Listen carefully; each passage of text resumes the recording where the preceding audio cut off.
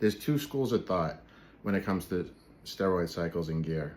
The first school is the old school, where you would take a lot of testosterone and push it as high as you can, and then when estrogen starts becoming a problem, you would implement Arimidex to bring it in range. And then you can, in theory, just increase the Arimidex as needed while increasing just your testosterone. The new school of thought is get your test to a level where you can handle it without needing Arimidex, like your blood markers are in range with your estrogen basically, and then add in DHT compounds to fill in the remaining amount that you need to get to a particular dosage based on what you're trying to achieve.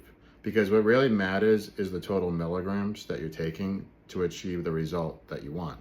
And the more you take, the more the results. I hate to say it, it's kind of like that. But that also goes hand in hand with food and training. You could take a lot of stuff, but if your training's not that great, or your food's not on point, the gear has nothing to work on. You have to remember that. The food and the diet matter, and that's why everybody at the gym who's taking stuff still looks like crap. Because they're either not training right or they're not eating right. What we do is, like, you would basically take your test and you would add in like Masteron or Primo, and you would keep stacking that up. And then if your estrogen were to creep down when you check your blood work every couple of months, you could say, oh, well, my estrogen's lower now. I guess I can increase my test a little bit. And then you would increase your test a little bit instead of the other compounds.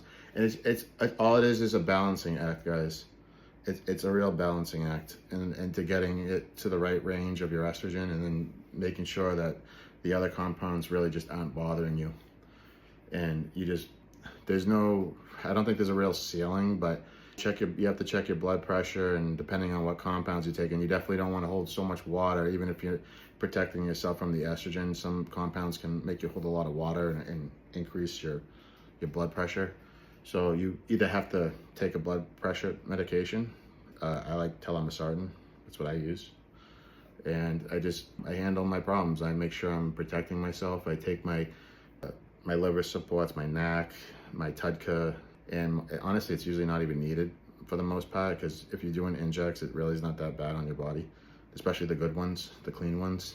It's really like Tren, DECA can be a little, there's some, they call it neurotoxicity with DECA, where it can break a barrier and have neurological effects, but I don't use it forever, so something like that. But listen, if you do it safe, you're gonna be all right. You just gotta know what you're doing.